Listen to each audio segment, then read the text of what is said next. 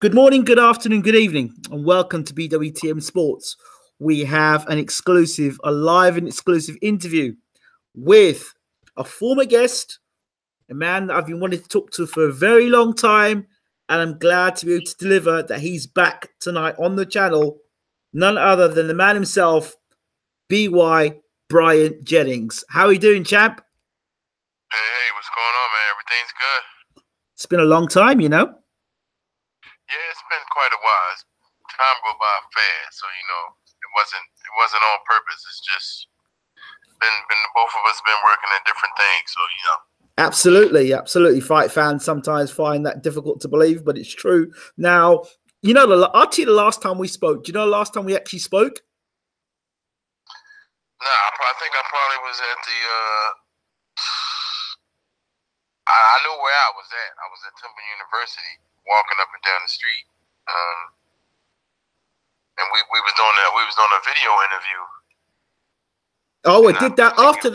After that, the last time we spoke was the night Tyson Fury become world heavyweight champion.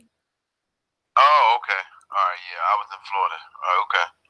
That night, and then I hadn't spoken to you since that night. So since that time, Tyson's been stripped of his title and has yet made a comeback. So if you look at that now, and then you've got Anthony Joshua fighting Joseph Parker for the version. See, things have changed so much in what, 3 years almost? Yeah, it's been almost 3 years. It's a long time. Anyway, so there's lots to talk about. Let's for people who don't know who you are, and I'm surprised people don't know who you are, but if they don't, just give them a reminder, your record, and who you are. Well, I'm Bryant B.Y. Jennings, formerly known as Bryant Baba Jennings. American heavyweight contender. 22-2. I've been around for quite some time. One of the real ones, one of the last ones. And I ain't going nowhere. That's good to hear. That's great to hear. Now, you struck me straight away with something there. No longer bye-bye. What's that about? People still use it, but that name was given to me, and we just went along with it. Well, I just went along with it. I'm really not even into egos with names and stuff like that anyway. So it is what it is. If people still use it, I'll still acknowledge the name, but it is what it is. So it's just Bryant Jennings now. Well, yeah, BY. Everybody call me BY, so it's just Bryant BY Jennings, because Baba is cool. I'm kind of used to it, but people see me, hey, Baba, and I'm like, I would rather be called a name that I'm normally called versus some type of stage name or something like that. Okay, I know you're a man that keeps it 100% real, very philosophical, always have been one, and speak a lot of truth. Multi-talented.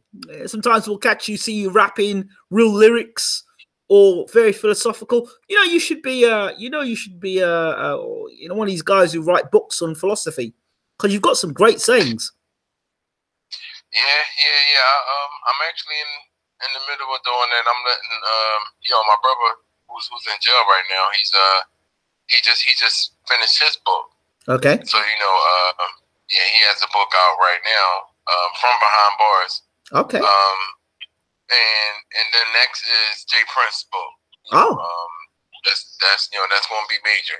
Fantastic. So after I get all of the inspiration and let both of them books cook up in the world, then I'll come with mine. Sounds great.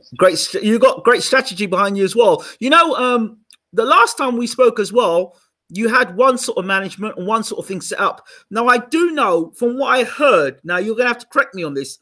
I told people for a long time, when you fought Luis Ortiz, there was something in the negotiation. You didn't get enough time to prepare for that fight. It wasn't the best you that fought.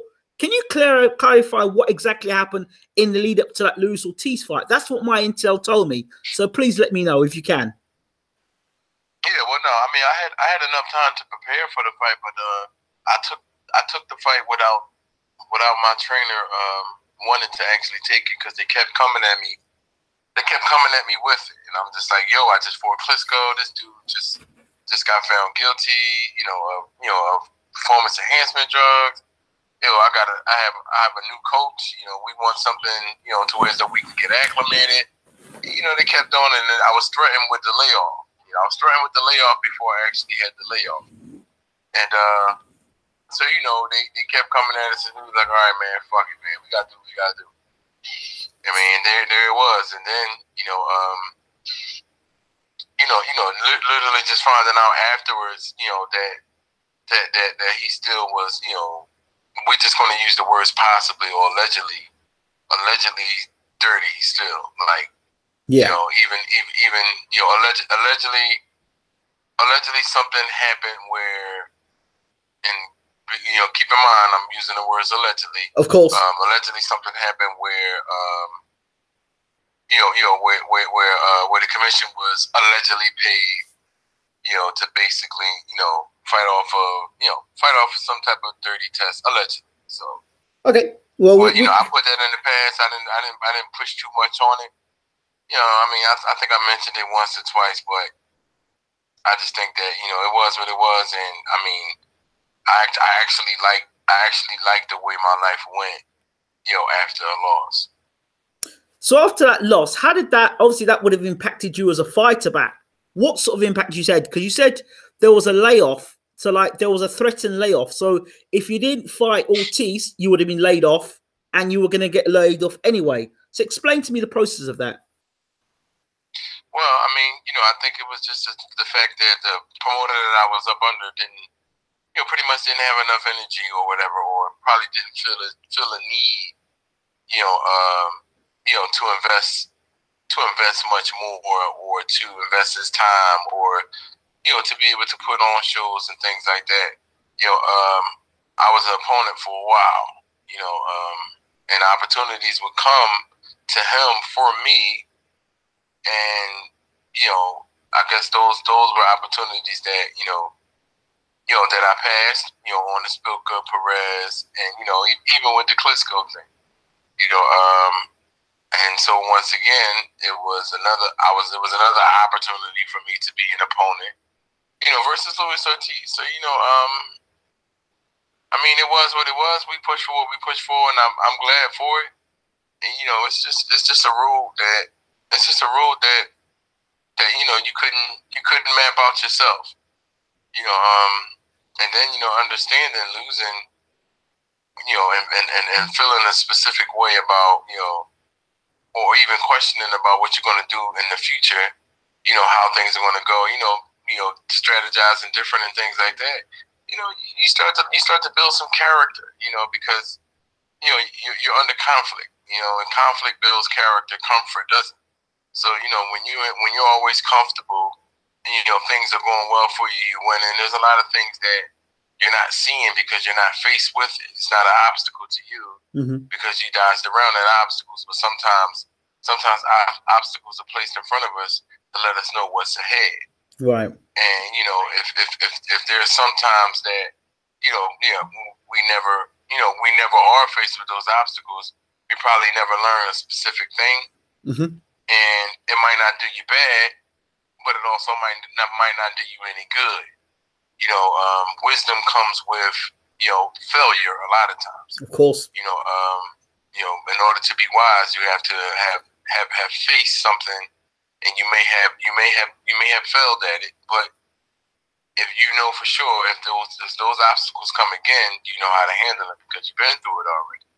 Absolutely. That's kind of how it was for me, and I that time that I had to take off, I learned a lot.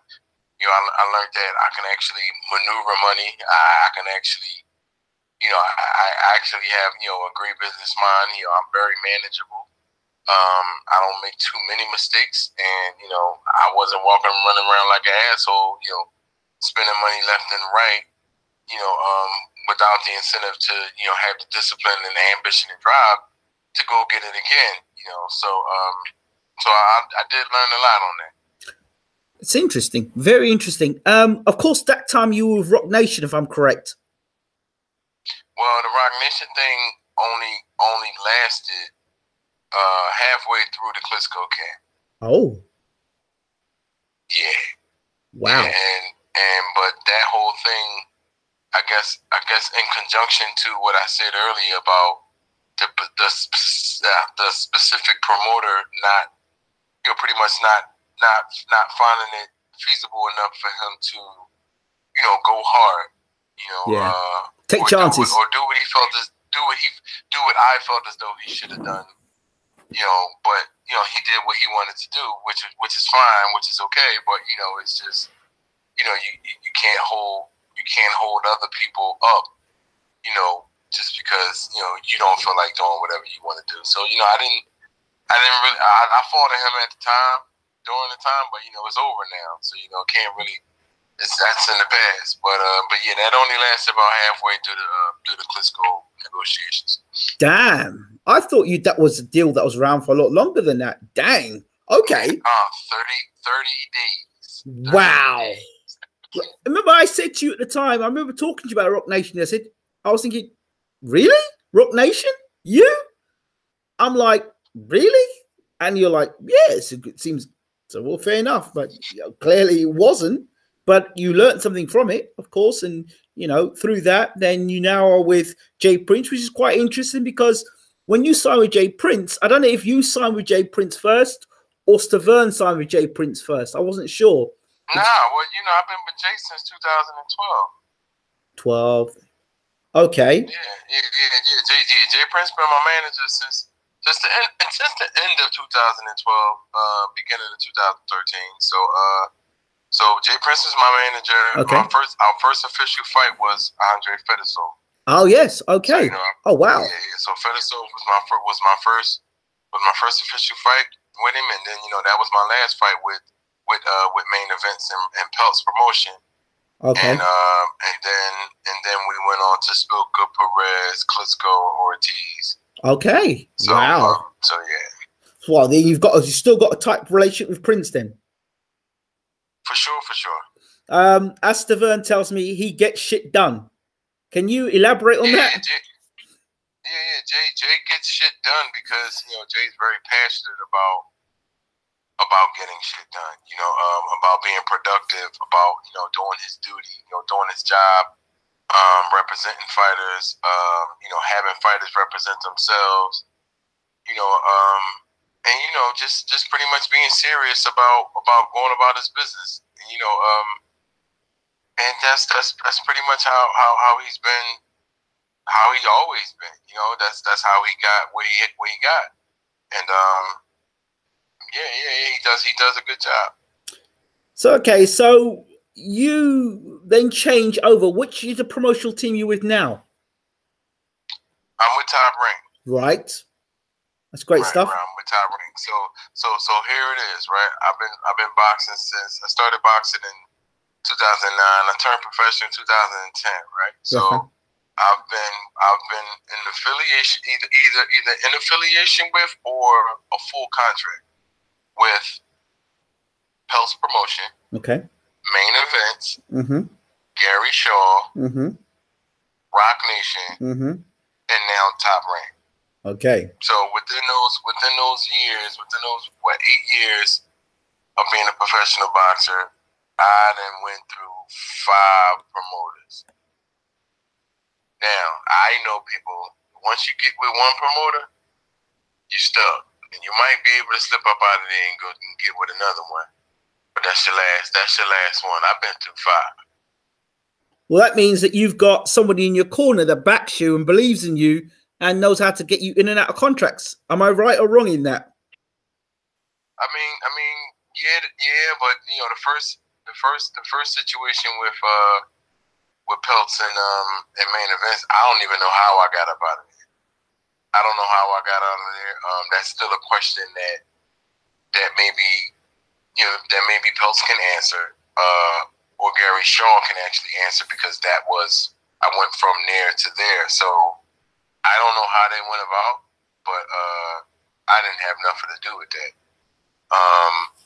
And the affiliation with Main Events was the same, pretty much the same thing. So, I was getting away from, or I got away from both, main events and pelts all in one. I think it fell apart with main events first because I got Jay Prince as the manager. Right. That's how that started because we started to, they started to investigate a lot of things that weren't brought to the fighter's attention, which is me,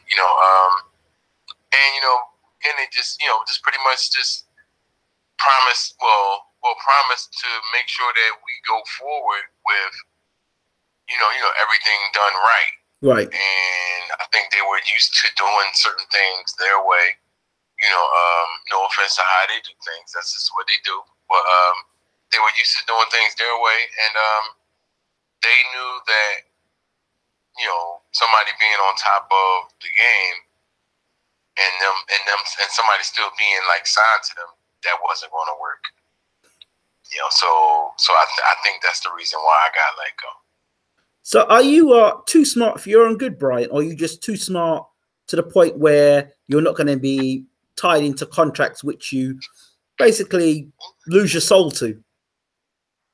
Yeah, I mean, no, I'm not too smart for that. It's just the fact that this is business, and you find ways to get in, and you should find ways to get out, to better yourself, to progress yourself, and not to be held, hostage or a slave. Mm-hmm. It's business. You get into something, you get out of something. The same negotiations that you use to get in, you can use those same negotiations to get out. It's not always, a death trap.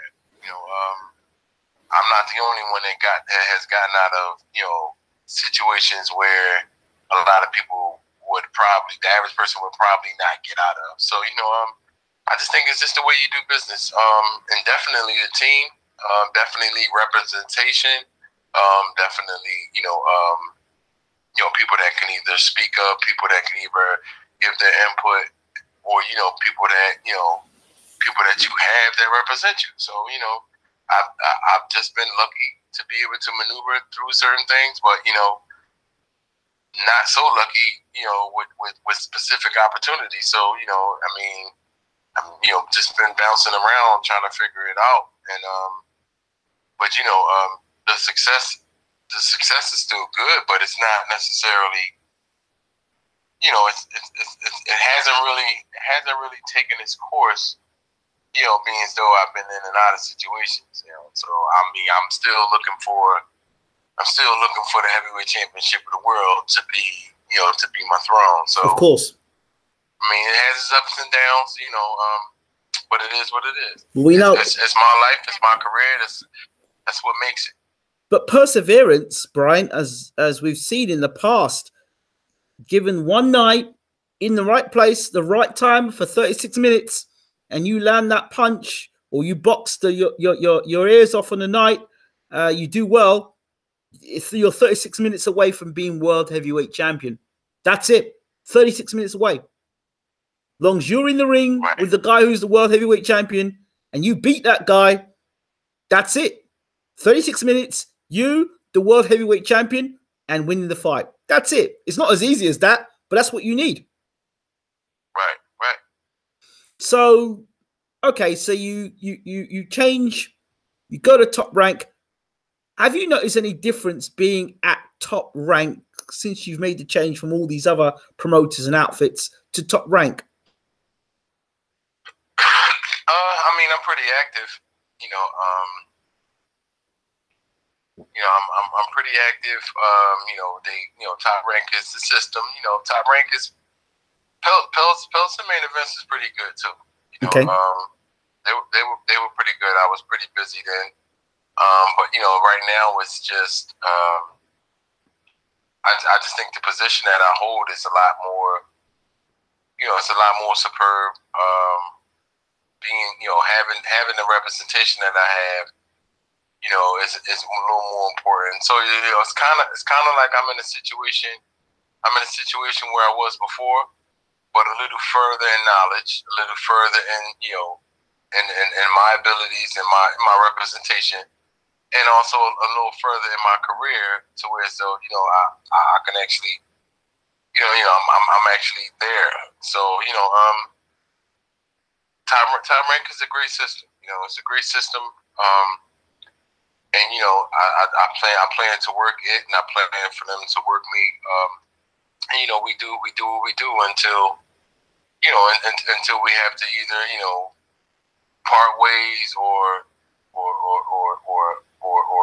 literally just renegotiate, continue to go on. Yeah, whatever it brings. Of course.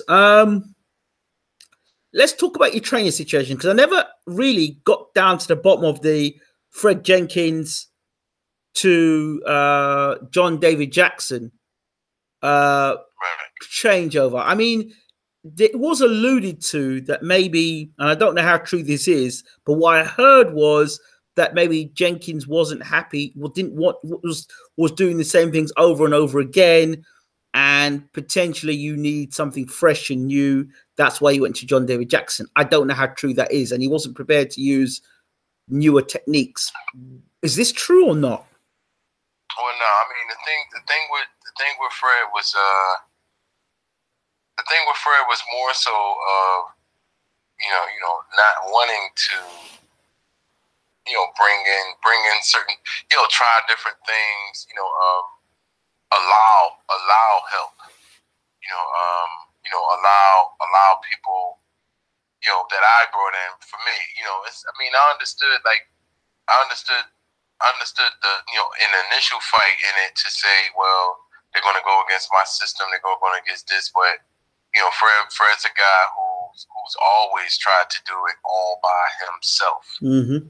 And even to this day, Fred doesn't really have a team of people that he can actually depend on and that he can actually count on that could do the duties of other things that that other people could actually do. Like it's just him. It's just a one man show. And then with me coming in, bringing a lot of attention either to the gym or having a lot of things to myself, and then growing in this social media world.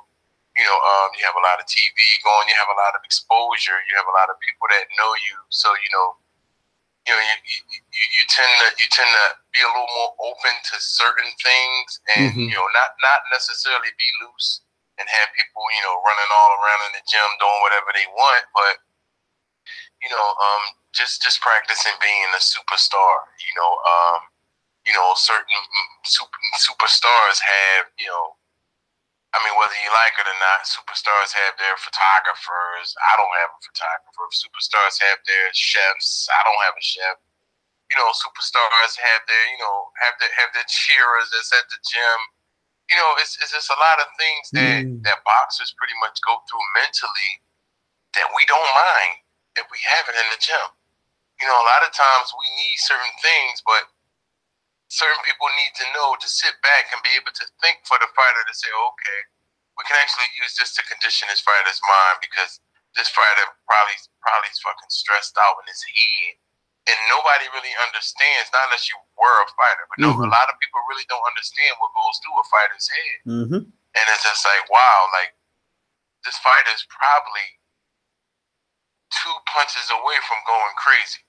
Yeah. Or a loss away from just giving it all up, or nobody never knows. So so like sometimes fighters request things just for their comfortability, or just for their confidence, or just for just to say, oh, okay, this will be my booster. If a fighter wants to have 6 women come in the gym and watch him, let 6 women come in the gym and watch him. If that's what it takes for this guy to, hit the bag like he need to hit the bag, well, let them women come in and watch him. If the guy wants a little crowd, he wants people, to pretty much cheer him. If that's what it's going to take to get this person to get over a specific hump, let it happen. Let it happen. I mean, and I understand, like, you can have a sense of control, don't let it get too crazy, but like some of these fighters sometimes, like, they go through training camps dead.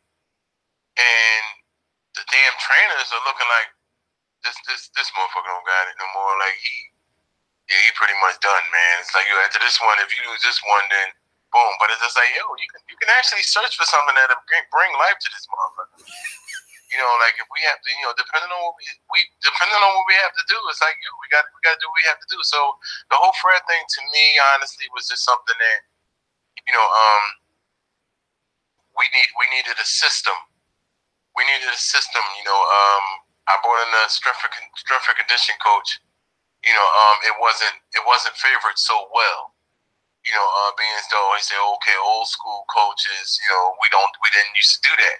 You know, when I was fighting Klitschko, I brought in, you know, Lennox Lewis. Lennox was a good friend of mine. He's a good friend of my lawyer. So Lennox pretty much wanted to help. You know, genuinely wanted to help. You know, wanted to say, listen, I'll come work with the trainer. You know, and the trainer always knew that he was the head trainer. You know, wasn't nobody that was gonna come take his spot. But after a while, he didn't want nobody taking light, period. So, you know, it was kind of like something that we I felt as though it had to happen. But at the same time, I looked at it like, all right, well, I want to get certain things established and get things rolling the way how I want to roll, but I have to do it without you. And once I get this thing rolling and get it to where I need it to get to, then, you know, we'll come back and, you know, I'll get you and then show you what I've built. Because at the same time, it's just like, okay, you build fighter after fighter, and it's not necessarily what you've done. It's what we've done. And what the team has done. It's like you can't sit there and do everything all by yourself and not have a team of people that you can actually depend on time in and time out to be able to take on tasks that you can't take on, or take on tasks that you're not there to do. Like, so, you know, it was a lot of things, and I just think that it was the way I wanted my career ran a little bit more. You know, I was introduced to a couple things, and, you know, I seen things different, and, you know, I wanted that versus, you know, felt as though being locked up and being hemmed up. It's like that would have cut my mentality short, and I probably wouldn't have had as much incentive to continue after certain things. It would have fucked me up. Can you imagine? You know, what you're saying here is identical to another fighter. I'll tell you over the phone afterwards who it is, but what you're saying is identical to another fighter who's had to change his trainer because of the same things you're talking about, which is the rigidness, not able to make change, unable to change. You know, you might be a good trainer, but not able to make the changes to get the best out of that fighter. Training fighters the same way, doing by the same things. I'm the boss, my way or the highway. And you need to have some sort of flexibility. But we'll talk about that afterwards. You'll be surprised and how close they are to you. Okay, the next thing I'd like to talk to you about is John David Jackson. Are you still with John David Jackson now? Yeah. Talk to us about your relationship with John David Jackson now. I want to talk about the Kovalev thing a little later, but how is your relationship with John David Jackson since you've left Fred Jenkins? And what were the things you noticed? The relationship with John is a building relationship. You know, it's almost like being, you know, starting out with a girl and you're going out on a couple of dates. You know, you're getting to know each other. You know, you're going through certain adversities and things like that. So, you know, I'm not a person that likes to jump around. Right. So whatever it is with John, it is what it is, you know, and I'll do my best to fix whatever we can come up with when a problem does occur, if it does occur, you know, but, you know, it's just, you know, it's just a thing that, you know, we do what we do well, you know, we're on the same page,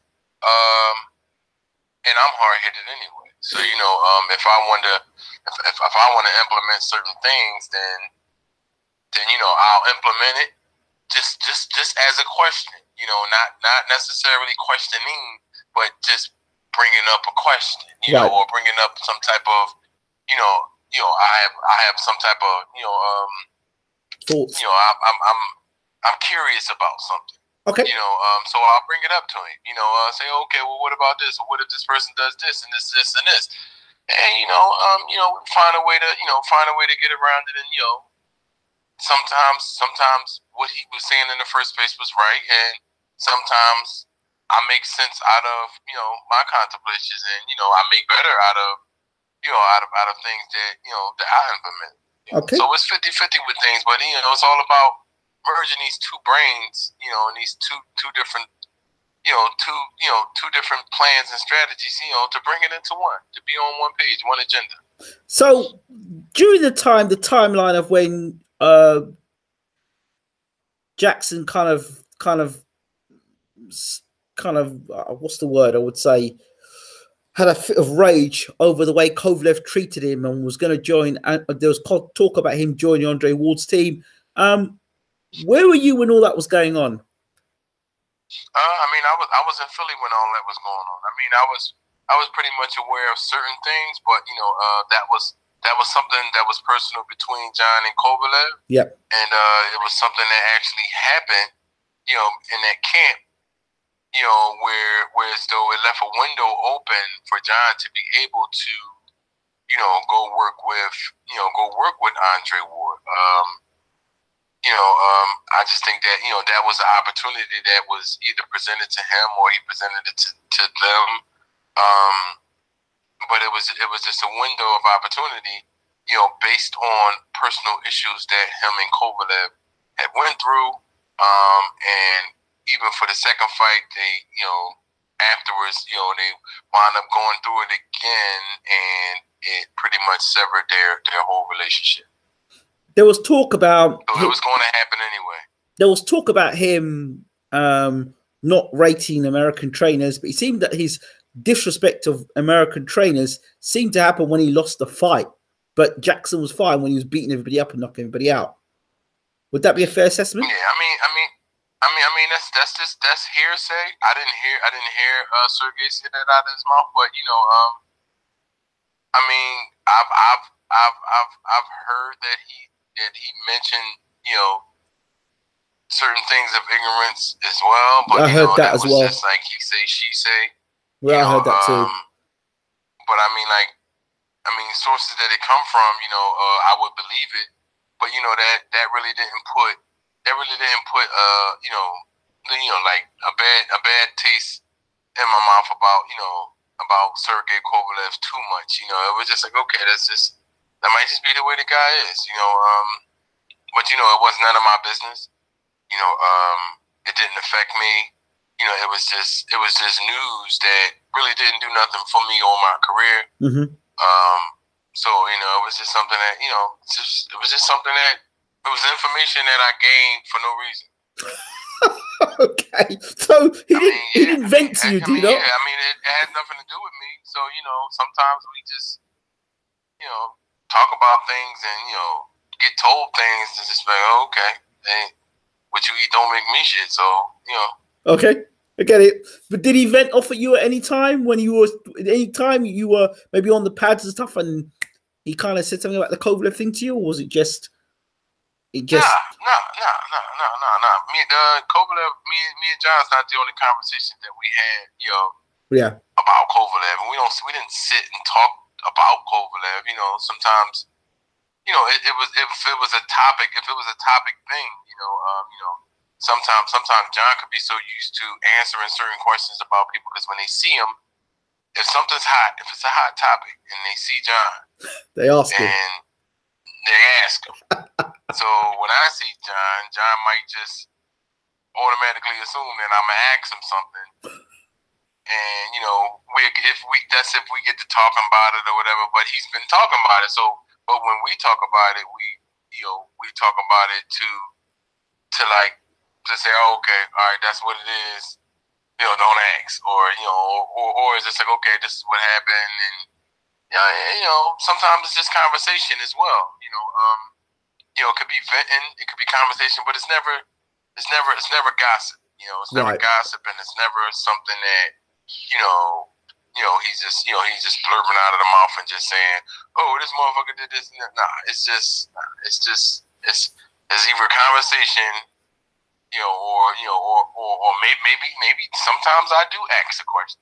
Okay. But it's nothing. It's nothing never personal. Nothing never negative. It's just discussing what already went down. That's it. Okay. So it might be a silly question to ask you. Is John David Jackson a good trainer? John David Jackson is definitely a good trainer. Okay. Okay. What attracted you to him of all the trainers you could have gone to in America? Why him? Convenience, distance, or actually the fact that you gel? No, I just think that it was the offensive pedigree that he brings is pretty much what's attractive. My first move was supposed to be Virgil Hunter, but that didn't work out well. For whatever reason, it didn't work out well. And then, the door was wide open for John. I even attempted to try to, go back to Fred, but there were just some things that was requested that that I couldn't promise. Right. And it was just something that I just was like, well, can't really do it, and my heart gets me in trouble a lot. Like my heart gets me in trouble a lot, because I have intentions. I have intentions on just doing good by everybody, but sometimes people have been through so much, and not speaking specifically on Fred or them, but I'm just saying people period. Sometimes a person can have been through so much that that they request more than what you carry. Right. And it's just like, well, shit. Like, if I got $100 and I want to give everybody 10, you can't ask for 15. Yeah.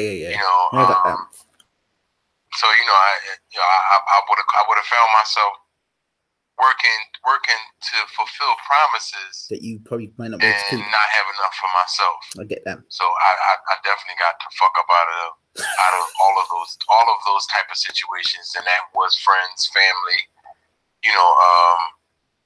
etc. I get you. That's how that went. I feel you on that. Definitely feel on that.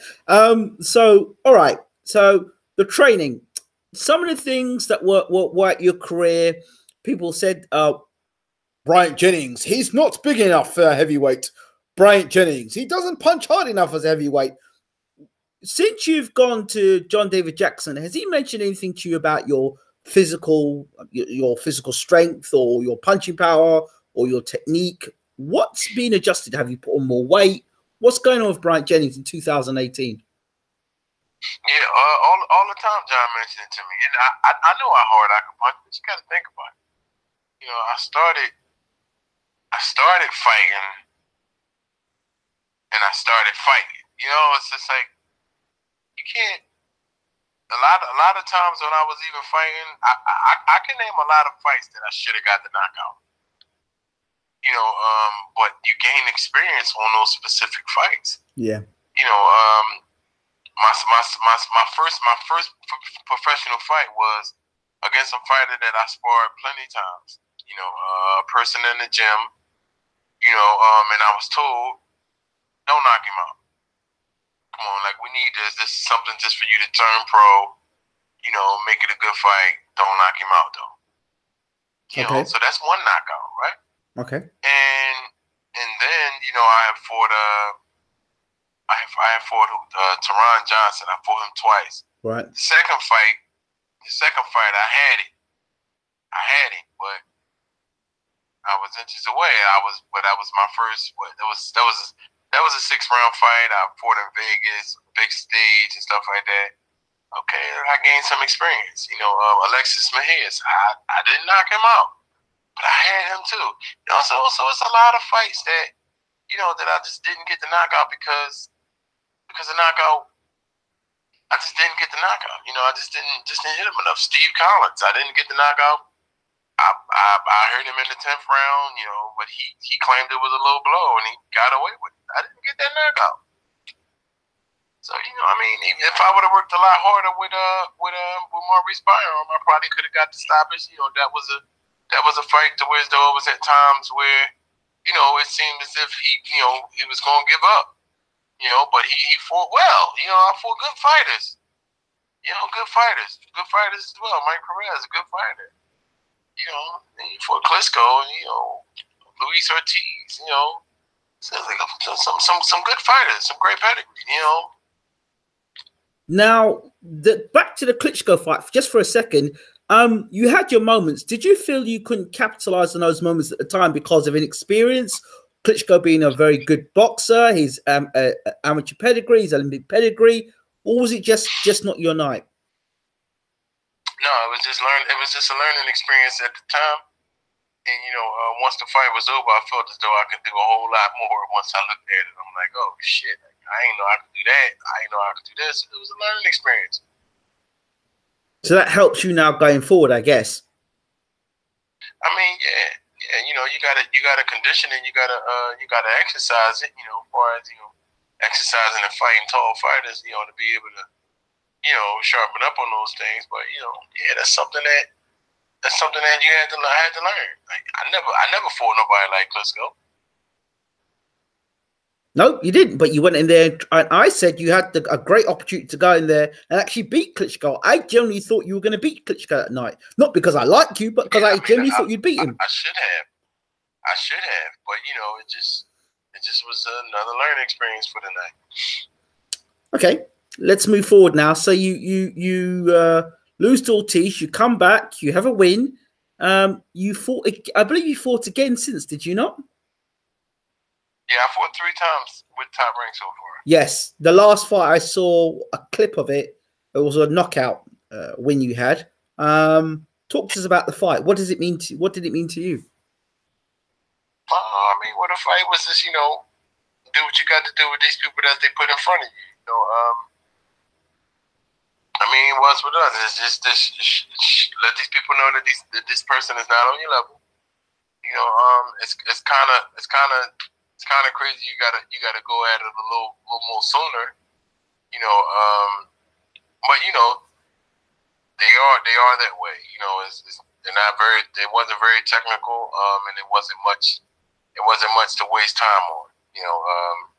Figure it out, boom, boom, and you just fight. And the punches pretty much led to knockouts. Okay. So you were in the UK at a time when I was in Ireland. But you were in the UK and you met a fellow heavyweight in the UK, Dillian Whyte. What was all that about? I had did an interview the day before, and he was asking me questions about specific opponents, specific fighters. Say, okay, what do you think about this fighter? Dillian Whyte came up, and I said, oh, he can't fuck with me. So I guess he knows now what you can't fuck with me means. But he got offended, and I'm just thinking like, what do you think somebody's supposed to say when they mention somebody? Like, but he got offended. I guess he didn't understand the lingo. So he tried to come at me at David Hayes' weigh-in. Mm-hmm. And I'm just sitting there like really? Like I never thought I really had to fight a boxer on the outside of the ring. And I'm just like, I'm not even into that. Like, I don't even want to do that. Mm-hmm. And it's just like, I don't know what his aim was, but I really didn't get it. I really didn't. I never get getting in somebody's face or provoking a situation and not necessarily going through with it. Never really got that. And then as men, it's not like we're friends, so we just can't shake hands and make up. If we go through certain things, initially it's until somebody bleeds or somebody's knocked out. Like, and it's just like, what you gonna do that for? Like, for what I do something to you? It's like, all right, but if you wanted specific opportunities, then we knew how to get those opportunities. We knew how to push for that. And at the same time, that would have been worth money. And then they tried it in the future, but it wasn't worth it wasn't worth the money they knew it was worth. Okay. Or the money that they offered, and it's just like, oh, you must think I'm stupid.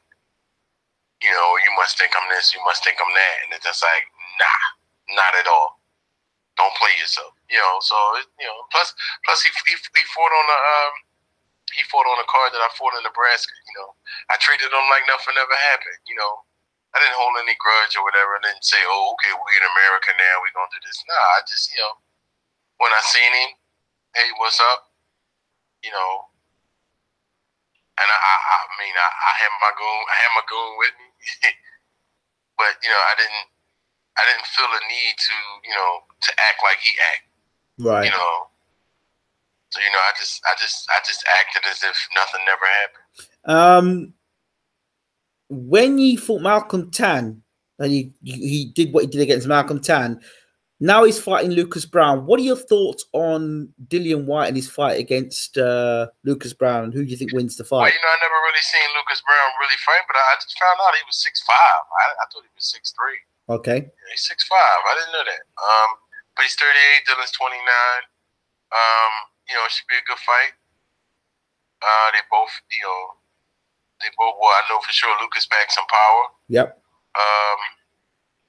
Dillian Whyte packs some power as well. So, this will be a good fight.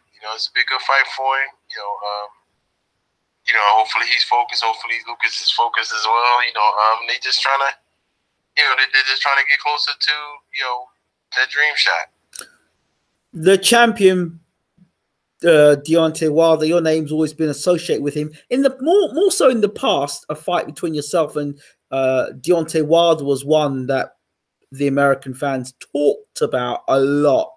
And of course, the infamous meeting with you two guys on the ATG radio. And of course, afterwards, I know that you and Deontay have met and spoken about things, and I guess sorted things out in that sense.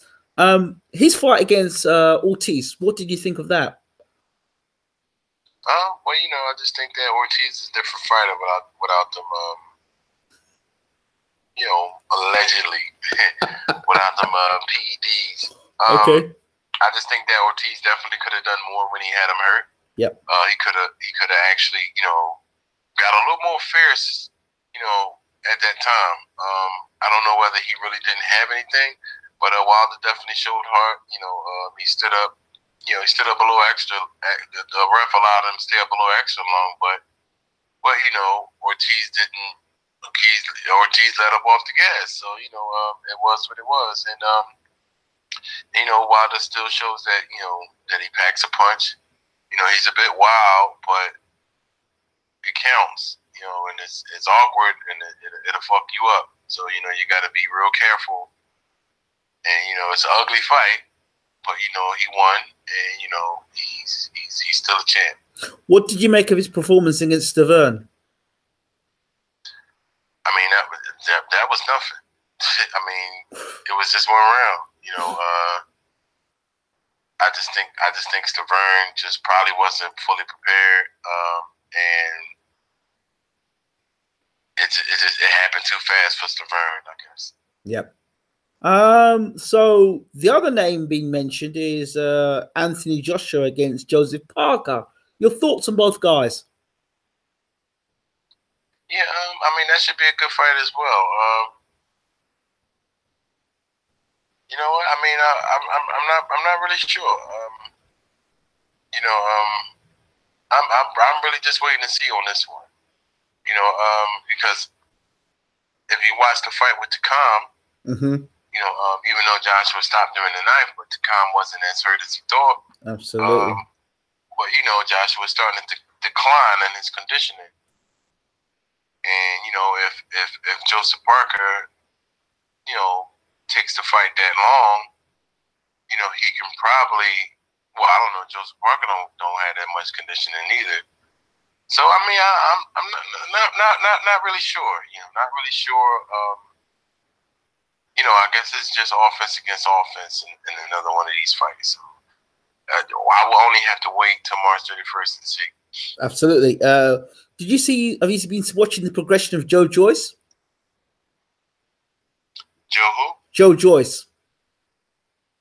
Who's that? The Olympian, the silver medalist. He's promoted by David Haye. Oh, the silver medalist? Yeah, the silver medalist. That's the one. No, I never heard of him. Okay. I did meet the gold medalist, the one that Virgil Hunter has. He's actually got popped for PEDs, I understand. Anthony Yoya or something like that. Yeah, really? Yeah, he got popped for. And by the way, Virgil Hunter. Sad news. He was hospitalized, but he's on the mend, so I understand. He's hospitalized. He was hospitalized, but he's out of the hospital now. He had a health scare. Virgil was? Yeah, he was.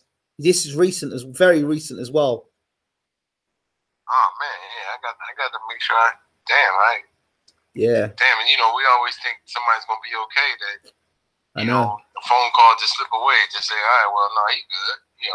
Yeah. I might need to make a phone call. So I think you're gonna have to make that phone call and double check and see if he's okay. But according to the reports, he was hospitalized of some sort of health scare, but they didn't say what it was, and they said to respect his privacy, which is cool.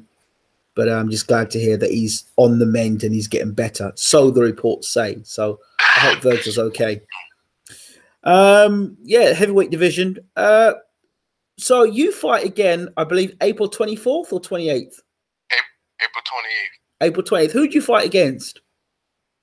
I'm fighting Joey DeWaco. Oh, well, guy who fought Amir Mansour. That's a good fight for you.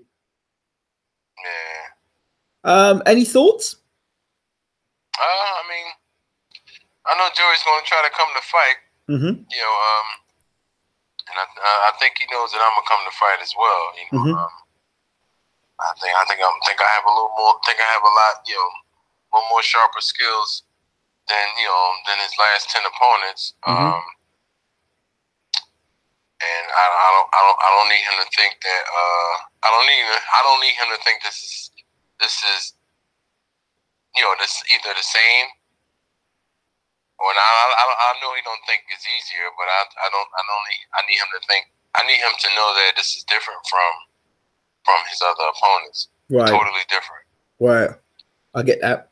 You're gonna have to stamp your authority. Yeah. Do you see this? Is this a step up, step aside, or just consistency with the DeWaco fight? Oh man.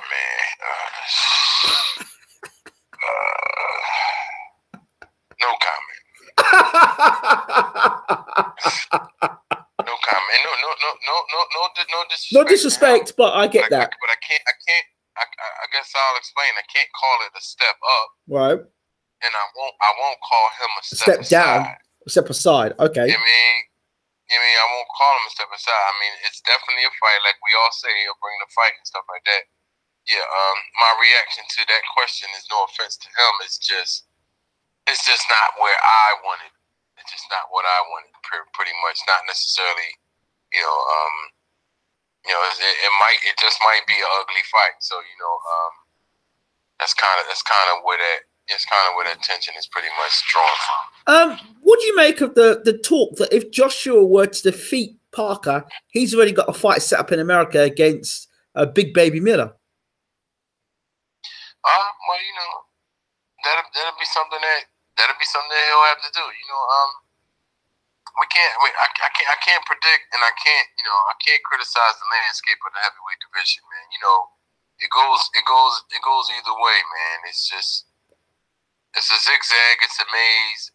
You never know. You get the call. Shit, hey, maybe one day I get the call. Somebody think I'm lacking, somewhere, and I get the call. Hey, that throws the whole landscape of the whole thing off all in one. So, I mean, it is what it is with the heavyweight division. We all know that once you get to a specific point, once you get to a specific ranking, then you keep yourself on ice, keep yourself in shape, keep yourself looking good, being clean, and ready to go.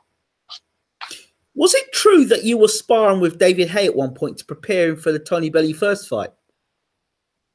Yeah. Me and Dave was sparring for that. And what did you learn from David, or what did you gain from David, apart from the fact that We know that he's an explosive puncher. Was there anything in his movement that suggested that possibly he was carrying an injury before that, or was he in great shape? I mean, the sound of answering that question, brings back documentations of the disclaimer that I filled out, and I don't know the limitations on that disclaimer. So Bryant Jennings. I mean, hey, that's just something that I still can't speak on, and I won't speak on. All right, Brian. I like the way you say that. For the simple fact that I don't even have that paper no more. Only thing I know is that, look, don't discuss this, and this, and I'm like, okay, I don't even remember what this, and that was. I just, all right, you know what? Don't say nothing about nothing, because I don't remember that disclaimer having a damn expiration date. So Davis, my man, I definitely had a great time. David showed me great hospitality. His great team around him.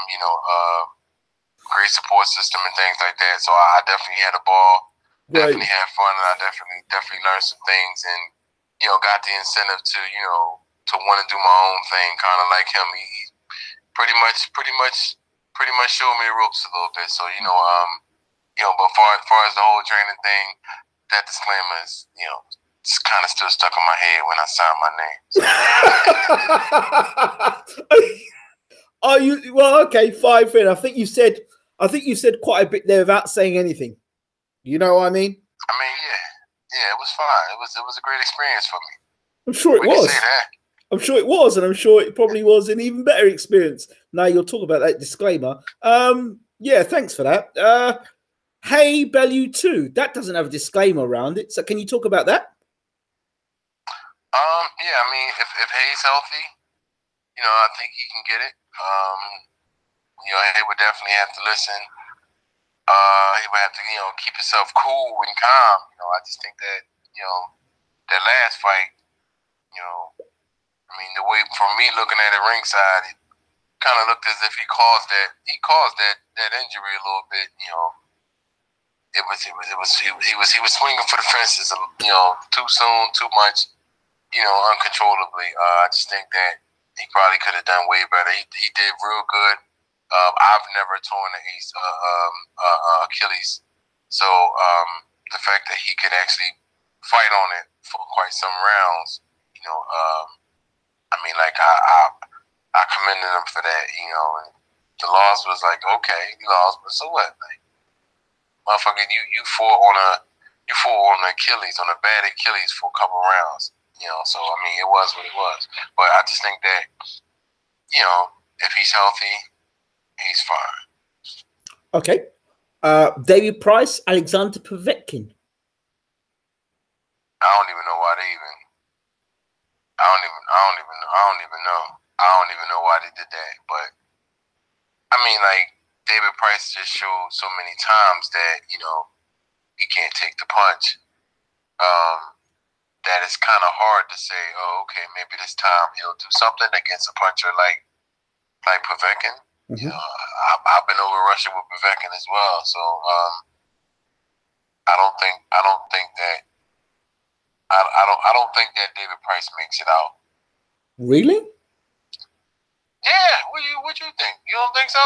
You know what? This is the one fight I actually think Price has got the height, the reach, the power. Povetkin hasn't looked great of late, especially when he's supposedly, allegedly off the PEDs. Well, allegedly.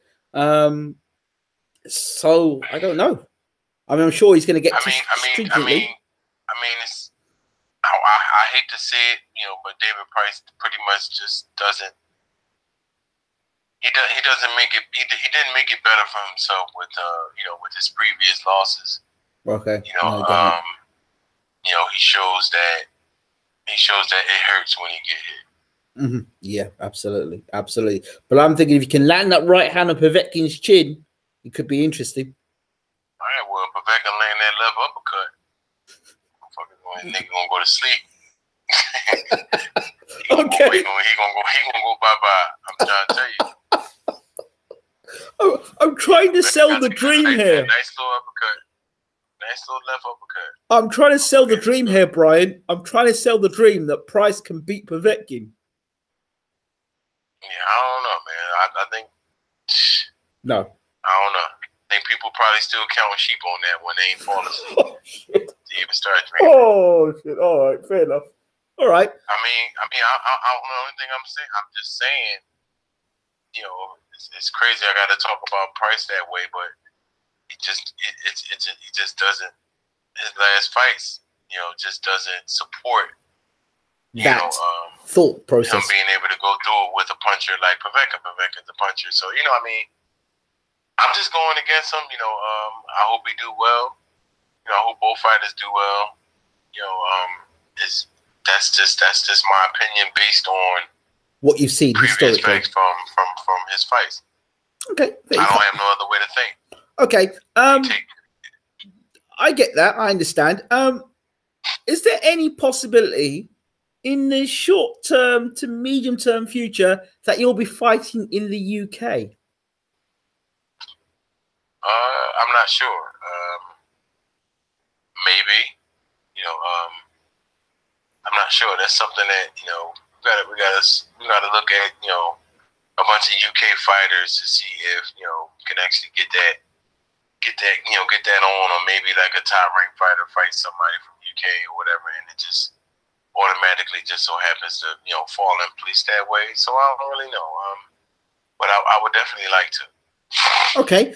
In terms of you beat Joey. What's the sort of plan now? Are you looking to be in a world title fight by the end of the year, or are you looking to build yourself up to a world title fight before the end of the year, or just progress, man. Just progress. So is this go ahead. It's a crazy game. It's a crazy game. You know, hopefully it's something like that. You know, but then hopefully it's just progress. Period. So you know, I'm rooting for both. Definitely rooting for bigger opportunities. Yeah. You know, primarily. But you know, just pretty much, you know, staying busy. You know, building a brand, building everything. You know, and progressing. You know, that's pretty much that's all I can ask for, other than big opportunities. Are you prepared to fight for a minor belt, like a WBC silver title, or a IBF Intercontinental, something that's going to get you to move up your rankings, or you just want that world title shot? When you ask him, I'm prepared. I think I'm prepared for that. Yeah, I mean, I'm prepared for what all. You know, there's progress. You know, and bigger opportunities. So you know, that falls in line with my wants. You know, for the rest of the year. So does that mean you'd fight for something like a USBA title? Is that something that would interest you now? I don't know about the USBA, but we could do that. Shit, we could do it. Why not? Shit, I mean, like... Shit, this fight with Joy could have been USBA. It don't matter. Yeah, I mean, yeah, it's progress. Yeah, it's progress. But what I'm saying is, what I'm trying to say to you really is that, you know, you were once ranked #1 heavyweight in America. And of course, Deontay Wilder's now become world champion, which makes that... Does that make you #2 in America now? You've got Amir Mansour, you've got Dominic Breazeale, you've got all these other guys. Where does that put you then in America? I mean, it's all political anyway. It's all political. So you make one phone call, you can be #3.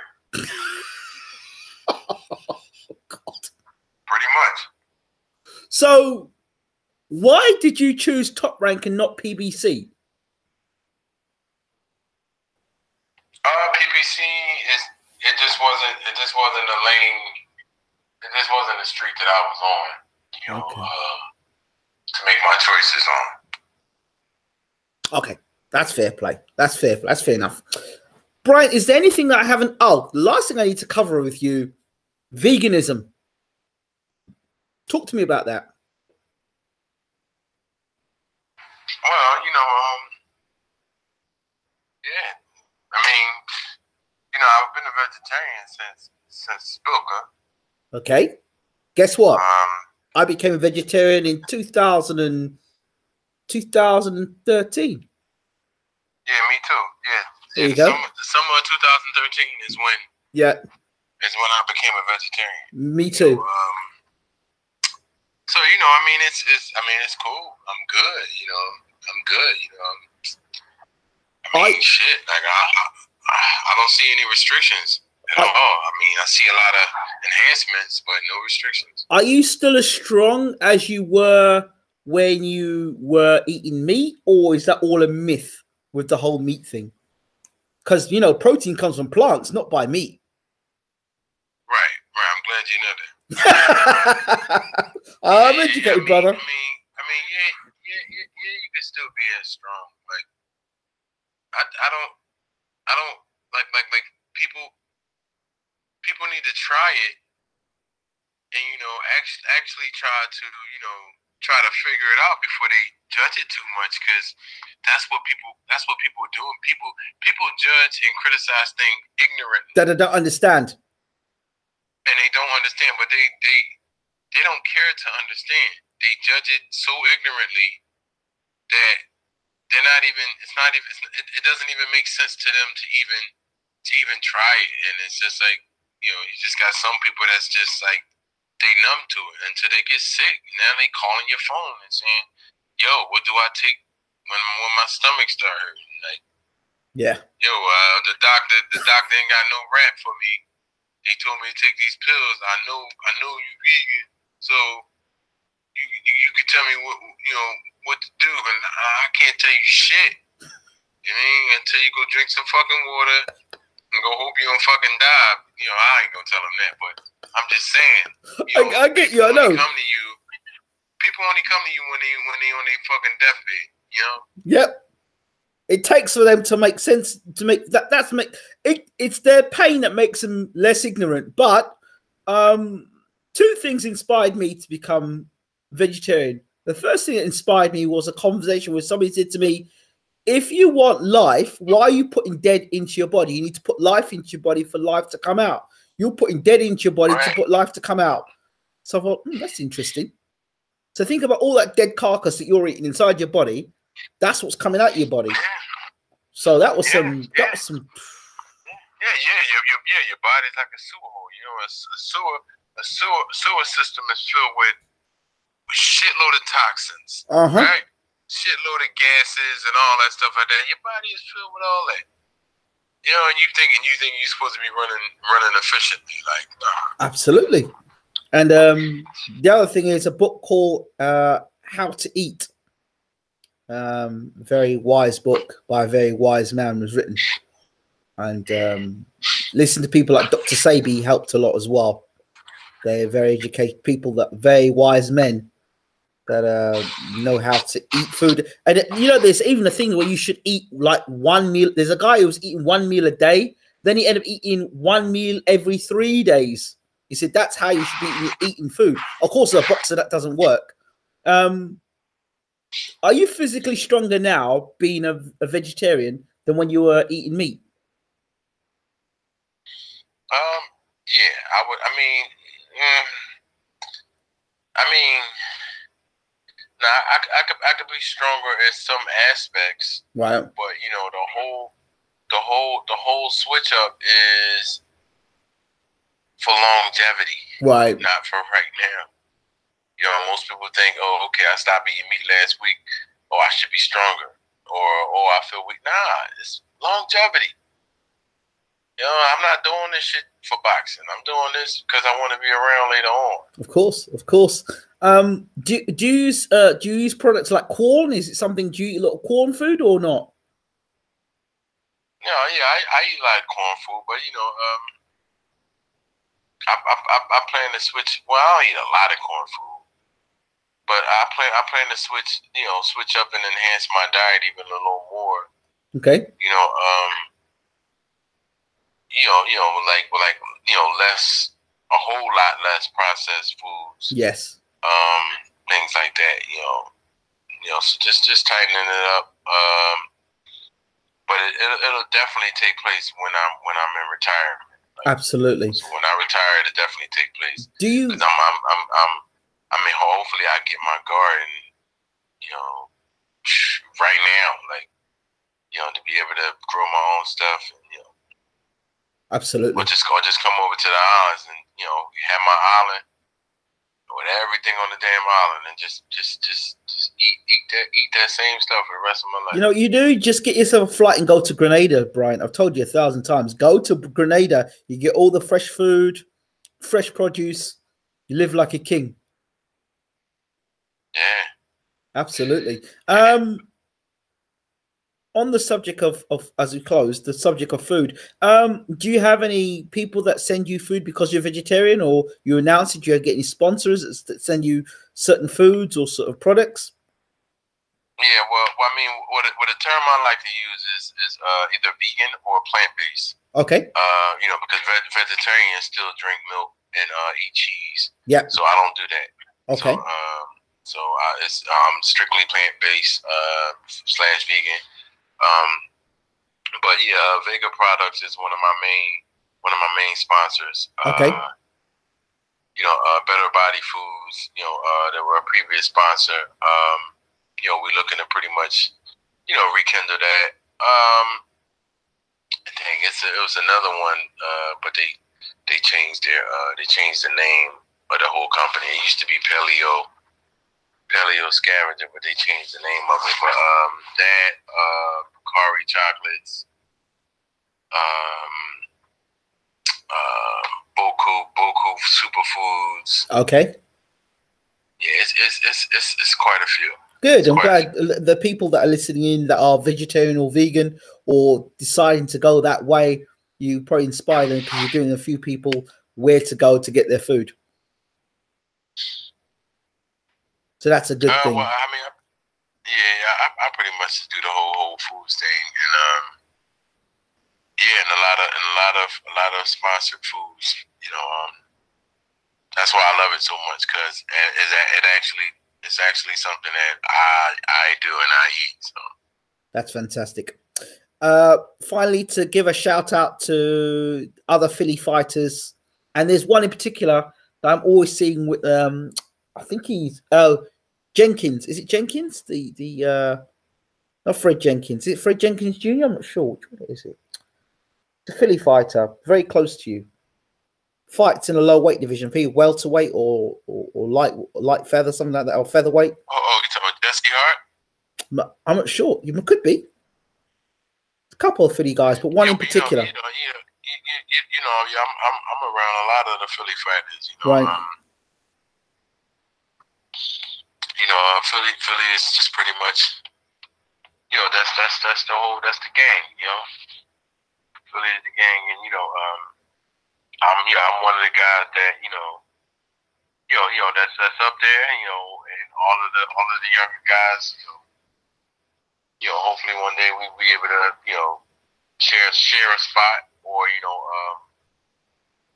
or they could just be up there as well.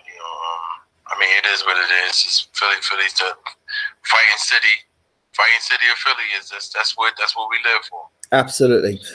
Bryant, do you have a final word to give to people who've been listening in or tuning in or want to know about where your fight is or how to follow you? This is your platform. Well, I mean, if they've been listening and they just tuning in, then what they can do is just replay this whole video and they can just catch up on it a little later. But I think we covered a lot of things. Absolutely. But it is what it is. BWTM Jennings, April 28th. The Accord Center in Philly.